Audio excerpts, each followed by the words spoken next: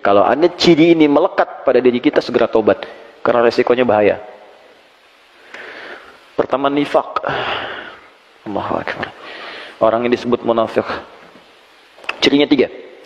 1, idza haddatsa kadzaba. Kalau dia bicara dimanapun, hobinya berdusta. Ingat, hadisnya bukan hadatsa, tapi haddatsa. Beda antara hadatsa dengan haddatsa. Kalau hadatsa, sekali bicara. Mungkin ada orang yang terpaksa berdusta karena satu hal, bukan jadi kebiasaan. Kalau ini, setiap bicara, hobinya dusta. Jadi banyak dustanya dibanding biasanya. Ya, hati-hati nih. Rumah tangga, tanya, kemana ya? Sini dulu, padahal enggak. Kebiasaan. Anak dari kecil ditanya, misalnya, kemana? Awas, hati-hati.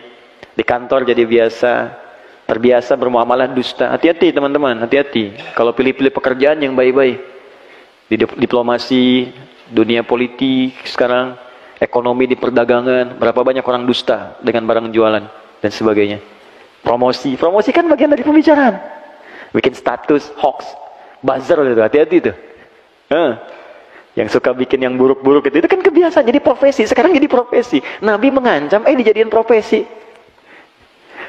Nabi mengancam, jangan, hati-hati ini, kamu bisa jadi munafik, dijadikan profesi, itu bahaya. Itu kalau nggak tobat, makanya kita doakan. Kalau malam bangun tuh doakan, ya Allah, jadikan yang orang belum baik jadi baik. Ya Allah, bukakan pintu tobat untuknya, berikan dia hidayah. Ya Allah, aku tahu rahmatmu lebih luas daripada hukumanmu, berikan mereka rahmatmu, berikan kami rahmatmu. Minta. Jadi jangan diperjelek juga, doakanlah. Mungkin ada yang statusnya buruk, ahli maksiat, doakan, mungkin dia jadi orang paling soleh dibanding kita di kemudian hari. Ya, minta sama Allah. Mungkin Anda punya teman-teman, doakan dia. Minta, berikan kebaikan untuknya. Nah, itu 1. Kemudian yang kedua, ciri orang munafik, ini hobi dusta, 1 hobi dusta. Nah, kemudian yang kedua, wa idza wa'ada akhlafa, sering ingkar janji.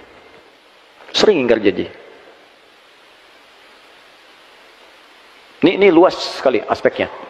Ya, bisa di bab bisnis, bisa di bab apa saja, termasuk standar kehidupan. Jadi bukan sekali 2 kali, bukan karena kondisi terpaksa, tidak, tapi memang hobinya begitu. Jadi janji itu dianggap enteng untuk diingkari.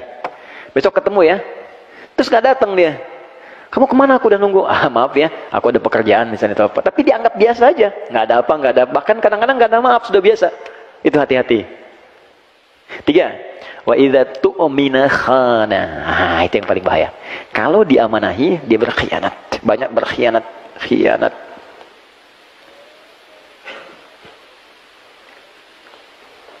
Istri amanah untuk para suami. Suami amanah untuk istri. Amanah dari siapa? Allah. Allah mudah memasangkan Anda dengan perempuan lain. Tapi kenapa istri Anda yang sekarang dipasangkan dengan Anda? Allah mudah memasangkan suami dengan yang lain. Tapi kenapa suami Anda dipasangkan dengan Anda sekarang? Karena Allah yang punya keyakinan dengan itu, Anda menjadi baik. Itu amanah Allah. Makanya kalau suami menginginkan istri salihah, suami support. Tahajud yuk. Sayang pakai kerudung yang baik ya. Sayang kita ngaji besok ya. Istri begitu. Sayang besok kita tahajud bareng ya. Kamu jadi imam, doa ya. Aku aminkan di belakang. Support. Itu amanah. Dan 1 kali akan ditanya oleh Allah. Akan ditanya. Anak-anak amanah. Sudah berapa banyak anak Allah amanahkan kepada Anda? Sudah sejauh apa Allah mendekatkan dia dengan Anda mendekatkan dia dengan Allah? Itu amanah. 1 kali akan ditanya. Dan nanti ada riwayat ketika anak akan ke neraka, orang tua ke surga, ada riwayat anaknya mengajukan protes kepada Allah. Perhatikan, dengar kalimatnya. Ya Allah, aku begini nih karena orang tuaku tak pernah peduli kepadaku. Mereka sholat sendiri saja, ya Allah, aku gak pernah dilihat. Mereka puasa sendiri, aku gak pernah diajak. Kalimat itu muncul. Lalu apa yang terjadi? Diadili oleh Allah keduanya, dikonfirmasi ternyata benar kejadiannya. Maka ditukarkan. Semua beban itu dipindahkan kepada orang tuanya, anaknya kemudian dibersihkan, anak yang ke surga, orang tua ke neraka. Hati-hati. Nah, itu amanah. Pekerjaan amanah. Apapun itu. Dan semua akan dipertanggungjawabkan. Makanya kalau kita niatkan ikhlas, dunia otomatis datang, akhirat itu akan mulia. Ya, Anda yang kerja apa saja, itu jaga dengan baik. Niatkan ibadah. Nah ini ya, 3 ini. Maka nanti kalau kita sering berdoa begini, Allahumma inni a'udzubika min adzabi jahannam. Artinya, ya Allah lindungi aku dari sebab-sebab neraka jahannam. Maka Anda akan didorong oleh Allah untuk berbuat jujur. Pekerjaan jujur, di kehidupan rumah tangga jujur, terus cerita bareng-bareng. Ya, nikmat hidupnya. Ya, mengajar jujur. Saya juga sama Ustadz. Jangan karena saya senang satu amalan, saya sembunyikan yang lain, itu dosa besar.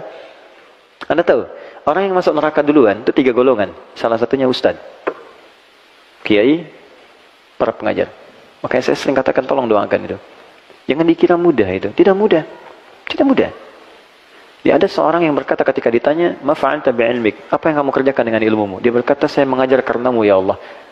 Kata Allah, "Kadzdzab." Kalau kadzib sekali dusta, kadzdzab berdusta sering berkali-kali. Apa jawaban Allah saat itu? Dibukakan filenya semua. Kamu itu mengajar hanya untuk cari popularitas. Kamu hanya mengajar untuk cari materi, cari amplop, cari macam-macam. Lemparkan dia ke neraka. Dibawa, ditarik malaikat, dilemparkan. Oke, tolong jangan bebani saya dengan hal semacam itu. Ya, saya sering katakan di setiap tempat, saya tidak pernah memasang apapun untuk urusan dunia. Transaksi saya dengan akhirat, bukan dengan dunia. Dapat yang saya bisa, saya akan usahakan sendiri. Kalau saya belum punya kemampuan, kita berbagi. Itu yang saya pegang. Sampai saat ini. Alhamdulillah Allah cukupkan. Saya dari kepala sampai ujung kaki nggak pernah beli sampai hari ini. Demi Allah saya katakan, ini peci, kacamata, belum satu rusak sudah datang yang lain. Ini baju dikasih. Hampir saya copot tadi buat Mas Dude. Nanti habis selesai saya copot.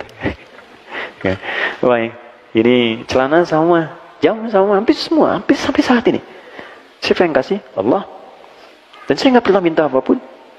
Tunjukkan pada saya di mana saya ceramah, saya minta tarif, minta amplop. Semua saya datang. Dan berusaha, karena kita nggak tahu di titik mana kita bisa gagal. Popularitas dan sebagainya. Itu yang paling berbahaya. Yang kedua, orang kaya yang mengaku sering dermawan, sering nyumbang. Dia mengaku karena Allah.